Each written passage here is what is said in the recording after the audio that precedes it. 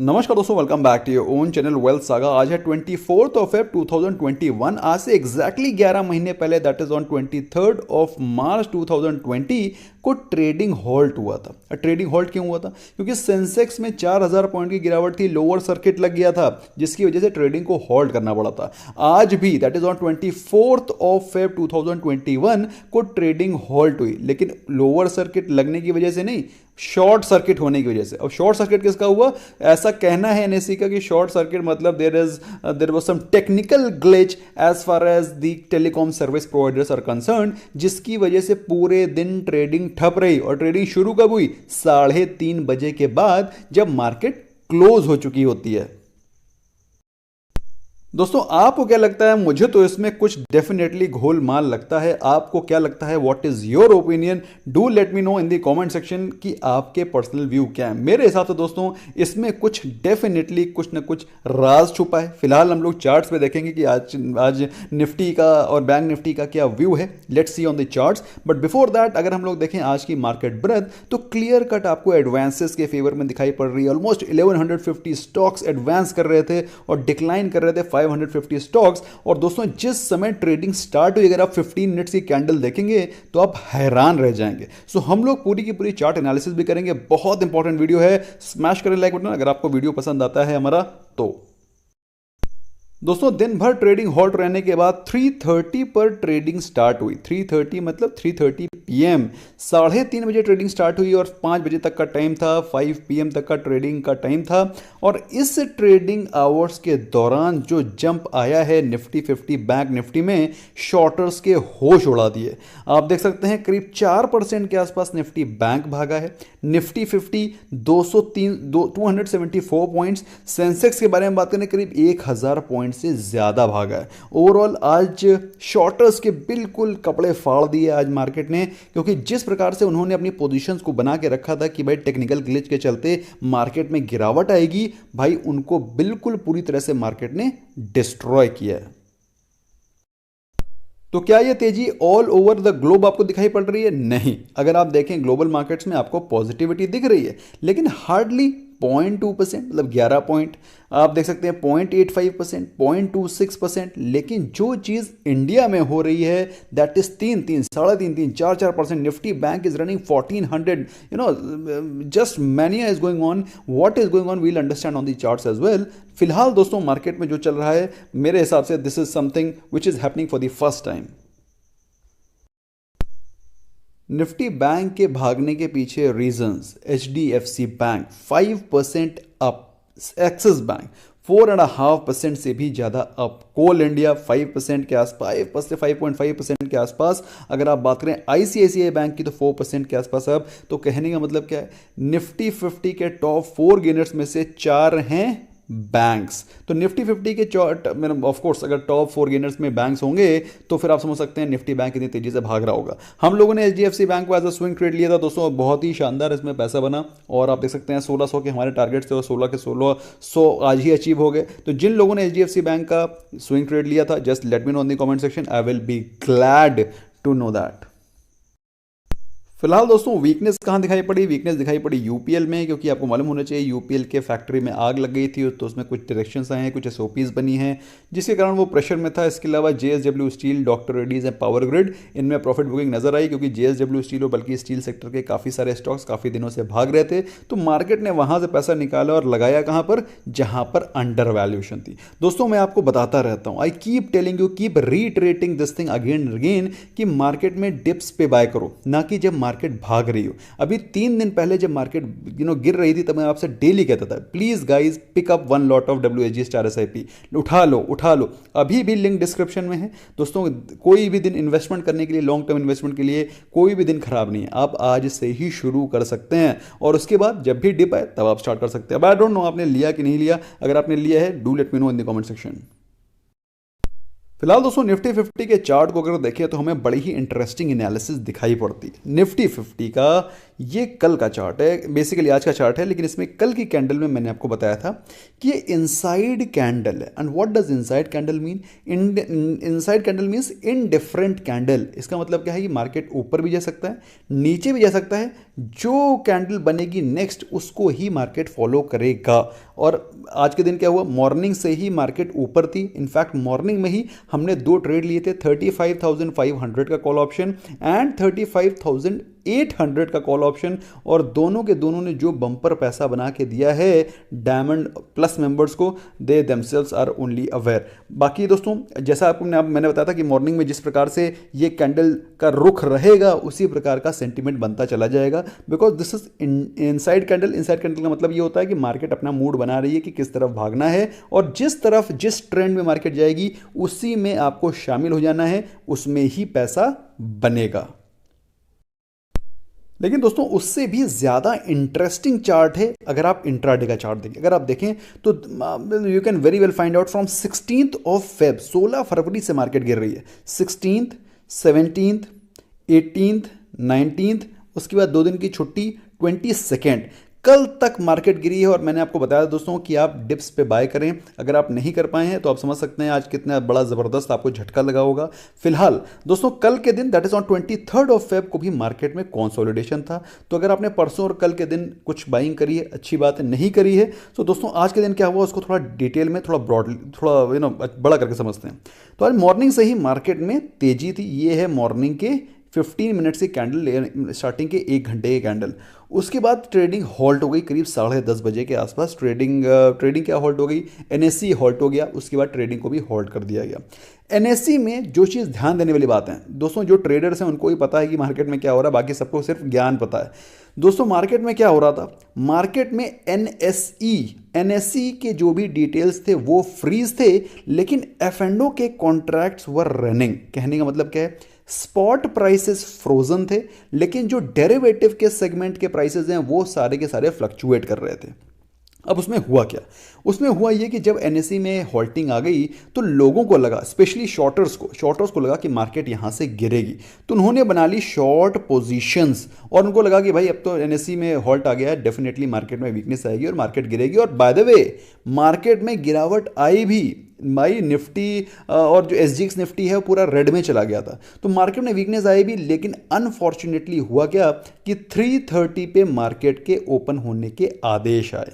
और जब 330 पे मार्केट ओपन हुआ तब बनी ये भयंकर candle. Can you see this, the kind of volatility which has happened in this candle. अगर आप कॉल ऑप्शन बायर होंगे या फिर अगर आप पुट ऑप्शन बायर होंगे, इतनी ज़बरदस्त स्पाइक में आपका जो प्रीमियम इन्फ्लेट किया होगा, आपका जो एमटीएम है वो ऐसा ज़बरदस्त स्विंग किया होगा कि आपने अपना पूरा का पूरा लॉस बुक कर लिया होगा। और अगर बाई चांस नहीं किया, अगर आपने नहीं किया होगा, जो भी बोल रहा है कि हमने नहीं किया था तो वो झूठ बोल रहा है। फिर भी अगर आपने नहीं किया है तो अगर आप शॉर्टर होंगे, अगर आपने मार्केट को शॉर्ट कर रखी होगी, जो कि मार्केट में काफ़ी सारे लोगों ने कर रखा था बिकॉज ऑफ एनएससी हॉल्ट, तो दोस्तों उसके बाद से मार्केट ने जो जंप लिया है that was clear cut disaster for shorters. दोस्तों जैसा कि मैंने आपको बताया था कि आपको मेरे वीडियो से जो इंपॉर्टेंट पॉइंट्स हैं उसको मिस नहीं करना। और कल मैंने आपको बताया था कि इनिशियली जो सेंटीमेंट मार्केट में बनेगा उसी प्रकार की कैंडल बनती चली जाएगी, and you can very well see what happened at the end of the day. दोस्तों हमें हिस्ट्री से क्या पता चलता है, हमें हिस्ट्री से सीख पता चलती है कि हमें आगे फ्यूचर में क्या नहीं करना है। काफ़ी सारे लोग कहते हैं सर चार्ट देख करके तो कोई बता सकता है। बिल्कुल सही कह रहे हैं, चार्ट देख करके कोई भी बता सकता है, लेकिन चार्ट से हमें जो सिखलाई मिलती है वो सीखना भी ज़रूरी है, because we have to learn from our past so that in future we do not repeat it again. Similar kind of candle दोस्तों आपको दिखाई पड़ रही है निफ्टी बैंक में। पिछले 4-5 दिनों की भीषण गिरावट के बाद, ऑलमोस्ट एक हफ्ते की भीषण गिरावट के बाद जो ये मारा बोजू कैंडल बन रही है वो आपको क्लियर कट दर्शा रही है कि मार्केट में ज़बरदस्त तेजी रहने वाली है। और जिन लोगों ने इन डिप्स पे बाय नहीं करा है, I am feeling very sad for them कि उन्होंने बाइंग क्यों नहीं करा। फिलहाल हम लोग के स्विंग ट्रेडर्स ने एचडीएफसी बैंक को 1550 और 1540 पे बाय किया हुआ है। जिन लोगों ने बाय किया है मैं तो गुजारिश करूंगा कि आप लोग इसको लॉन्ग टर्म के लिए होल्ड करें। अगर आपने स्विंग ट्रेड के लिए लिया है तो आपको एज इट इज 5% मिल चुके हैं, आप प्रॉफिट बुक कर सकते हैं। अब आपका दिमाग में क्वेश्चन जो चल रहा है वो लाजमी है कि मार्केट में इतनी ज़बरदस्त तेज़ी आई क्यों।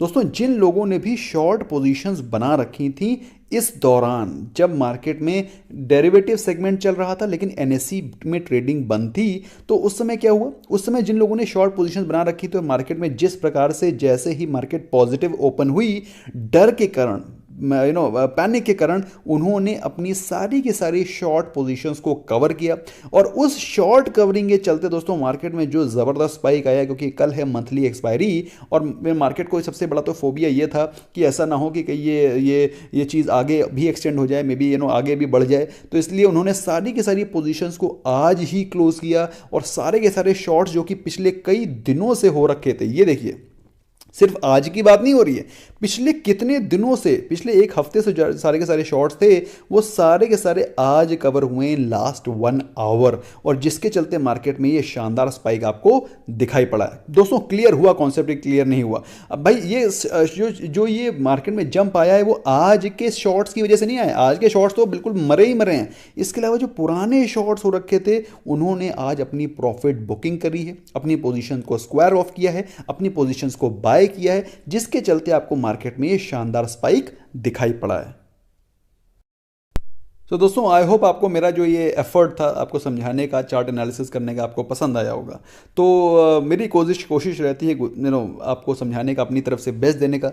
आपको पसंद आता है कि नहीं पसंद आता है तो मुझे कमेंट सेक्शन में बताओ दोस्तों, मैं भी सीखना चाहता हूँ कि व्हाट इज़ लैकिंग। एनीवे दोस्तों, बात करें आज की गुड न्यूज़ की, तो पहली चीज़ ये है कि भाई जिन लोगों ने नीचे के लेवल पे नहीं लिया है उनके लिए थोड़ा दुख की बात है, लेकिन जिन्होंने नीचे के लेवल पे डिप्स पे बाय किया है, congratulation, because market is almost at 15,000 again. तो अगर बाई चांस कोई यहाँ से डिप्स आती है तो मैंने आपको बता रखा है इसको एक खरीदारी का ही मौका ढूंढना चाहिए, रादर देन पोर्टफोलियो सेल कर दूं, बहुत बड़ा विशाल का है, गिरावट आने वाली है। यस गिरावट आ सकती है, लेकिन जो मैंने आपको 4 फैक्टर्स बताए थे वो 4 फैक्टर्स अगर इसी प्रकार से बढ़ते रहे, जिसमें कि एक बॉन्ड यील्ड है, जिसमें कि एक प्राइस टू अर्निंग रेशियो है, कंपनीज की अर्निंग्स हैं और कोविड केसेस हैं, तो ये 4 केसेस अगर ये 1 2 3 4 ये 4 केसेस अगर थम जाते हैं तो मार्केट को ऊपर जाने से कोई नहीं रोक सकता। लेकिन दोस्तों सबसे बड़ा जो रीज़न है वो है कोविड केसेस। भाई कोविड केसेस हम तो चाहते हैं, भगवान से हाथ जोड़ के प्रार्थना करते हैं कि कोविड के केसेस कम रहें, बाकी सारी चीज़ें तो रिकवर हो जाएंगी। फिलहाल दोस्तों बात करें, कैबिनेट ने 15,000 करोड़ की फार्मा सेक्टर को पीएलआई का इंसेंटिव दिया है, पीएलआई स्कीम प्रोवाइड करी है टू फार्मा सेक्टर। मेरे हिसाब से बहुत ही शानदार न्यूज़ है। कुछ स्पेसिफिक फार्मा सेक्टर के स्टॉक्स हैं जिनको कि इसमें डायरेक्ट बेनिफिट मिलेगा, उसके बारे में हम लोग बाद में बातचीत करेंगे, कोई एक सेपरेट वीडियो बना करके डिस्कस करेंगे। अच्छा दोस्तों, बॉश में एक बहुत ही शानदार न्यूज़ है कि बॉश 800 करोड़ रुपीस इन्वेस्ट करेगा और उस इन्वेस्टमेंट को डेवलप करने में, स्मार्ट कैंपस को डेवलप करने में यूज़ करेगा। अच्छा, अब एक बहुत इंपॉर्टेंट चीज़ ये है, काफ़ी सारे लोग बॉश को समझते हैं कि ये डीजल इंजन और इंजन के पार्ट बनाता है। दोस्तों अभी बॉश का बिजनेस मॉडल चेंज हो गया है, मैंने आपको पहले भी बताया था ड्यूरिंग माई लाइव सेशन कि बॉश का business model has change. Now they are more into automation, they are more into internet of things, they are more into immersive reality and virtual reality business model। तो मेरे हिसाब से Bosch is one of the major beneficiaries of internet of things, और जो अभी ये virtual reality के concept चल रहे हैं, smart cities, internet of things, Bosch will be one of the major beneficiaries। अच्छा, एक और भी न्यूज़ है, that is with respect to crypto currency, काफ़ी ज़्यादा चल रहा है। तो आज आरबीआई गवर्नर साहब ने बोला है कि क्रिप्टो करेंसी का भारत में ज़्यादा अच्छा फ्यूचर है नहीं, पहली चीज़। और स्पेशली कोई भी कमेंट अभी वो क्रिप्टो करेंसी को लेकर के नहीं देना चाहते हैं जब तक कि क्रिप्टो करेंसी का बिल जो कि पाइपलाइन में है पास नहीं हो जाता। और उसके बाद अगर जब पास हो जाएगा तो इंडिया की खुद की अपनी डिजिटल करेंसी होगी, क्रिप्टो करेंसी होगी, तो उसके बाद जो हम लोग बाहर क्रिप्टो करेंसी में इन्वेस्ट करने की कोशिश कर रहे हैं, that will be totally out of question. तो भाई ये मेरे एक तरह से देखा जाए तो अच्छी न्यूज़ है, क्योंकि इंडिया की अपनी अगर क्रिप्टो करेंसी होगी या फिर क्रिप्टो करेंसी पे कुछ बेहतर वेल डिफाइंड डायरेक्शंस आ जाएंगे तो people will be more confident and people will be more clear कि उनको इन्वेस्टमेंट करना है कि नहीं करना, और करना है तो कहाँ करना है। अच्छा दोस्तों, आज एक न्यूज़ बड़ी तगड़ी चल रही थी, बल्कि रूमर चल रहा था कि पीएम साहब 2022 तक प्लास्टिक बैन करने की बातचीत या फिर घोषणा कर सकते हैं। अब भाई देखो, ऐसा है कि प्लास्टिक बैन होना इंडिया जैसी कंट्री में एक बहुत बड़ा चैलेंज है। इंडिया इतनी बड़ी कंट्री है, we are not like Singapore जो कि 1 घंटे में इस कॉर्नर से उस कॉर्नर निकल गए, तो 2 घंटे में निकल गए टू बी स्पेसिफिक। तो वहाँ पे तो प्लास्टिक बैन चलता है, इंडिया में it's very difficult. Although I personally feel कि प्लास्टिक बैन होना चाहिए। आई एम, अगर कोई सबसे पहला आदमी होगा तो मैं पहला हूँगा जो प्लास्टिक बैन में समर्थन करेगा। But let's see how best it can be implemented. फिलहाल दोस्तों ये न्यूज़ चल रही थी, र्यूमर चल रही थी, तो मैंने सोचा आपको आपके साथ शेयर करता हूँ, आपको पता होना चाहिए। फिलहाल दोस्तों बात करें नॉट सो गुड न्यूज़ की, तो सबसे पहली न्यूज़ तो यही है कि एनएससी में जो आज ये हुआ है, ये वर्ल्ड अक्रॉस हमारी काफ़ी फजीहत हुई है, हमारी स्पेशली हमारे एक्सचेंजेस की और हमारे ट्रेडिंग का जो सेटअप है उसकी बड़ी फजीहत हुई है। तो मेरी ये ख्वाहिश है कि आगे आने वाले समय में इस प्रकार का कुछ ना हो, पूरे दिन ट्रेडिंग बंद रहना इंडिया जैसी कंट्री में, जो कि एक मेजर इकॉनमी है जिसमें कि हमारे पीएम साहब एफडीआई मंगा मंगा करके थके जा रहे हैं।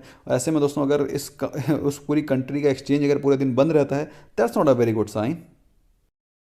दोस्तों एक और न्यूज़ थी रिगार्डिंग मारुति, और मारुति में ऐसा कहा जा रहा है कि वो इलेक्ट्रिफिकेशन टेक्नोलॉजी 2025 तक डेवलप कर लेंगे। अब इसमें एक चीज़ बड़ी इंपॉर्टेंट है, काफ़ी लोग इसको पॉजिटिव न्यूज़ समझते हैं कि Maruti Suzuki electrification technology develop करने वाली है, लेकिन दोस्तों मुझे लगता है ये news not so good news है। वाई? बिकॉज मारुति सुजुकी से एक्सपेक्टेड है कि वो सारी के सारी टेक्नोलॉजीज़ को जल्दी लाए, प्रीएम्प्ट करे, ना कि 2025 तक। इनफैक्ट टाटा जैसी कंपनीज ने ऑलरेडी इलेक्ट्रिकल व्हीकल्स लॉन्च कर दी हैं, और Maruti Suzuki still in the phase of generating the electrification technology, और वो भी अभी आने वाले 4 साल बाद। तो मेरे हिसाब say that is the reason why Maruti Suzuki में आपको थोड़ा सा प्रेशर नजर आ रहा है, क्योंकि इलेक्ट्रिकल व्हीकल्स की जो रेस है उसमें वो थोड़ा पिछड़ते हुए नजर आ रहे हैं। न्यूरेका के आईपीओ के बारे में बातचीत करें दोस्तों, तो न्यूरेका का जो ग्रे मार्केट प्रीमियम है वो 50% फॉल कर चुका है। आज से 4 दिनों पहले इसका जो प्रीमियम था, ग्रे मार्केट प्रीमियम, वो था अप्रॉक्सीमेटली 150 के आसपास में, जो कि अभी करीब 60-70 रुपये के आसपास चल रहा है, जो कि 50% का ज़बरदस्त फॉल दिखाई पड़ रहा है। तो अगर आप लोग को न्यूरेका आईपीओ का अलॉटमेंट होता है, तो मेरे हिसाब से you must try to book your profit on the very first day rather than holding it, क्योंकि जो भी मिले उसको आप ले लीजिए। मार्केट की कंडीशन थोड़ी सी वेग है। अगर आप जो आज मार्केट में तेज़ी दिखाई पड़ रही है आपको, this is more because of short covering rather than inherent buying। मेरी बात आपको समझ में आ रही है? तो मार्केट में जो ये आज आपको तेजी दिखाई पड़ी है, it's more because of short covering, more because of the panic buying, more because of the जो confusion, rather than that secular buying जो कि होनी चाहिए मार्केट में, वो नहीं है। तो थोड़ा सा केयरफुल रहें। मार्केट में चिंताजनक संकेत अभी बने हुए हैं, तो आज ज़्यादा यूफोरिया मनाएं, और जैसा कि मैंने आपको बताया, बाइंग हमेशा डिप्स पे करनी है, ना कि चेज करते हुए। Bye bye for now.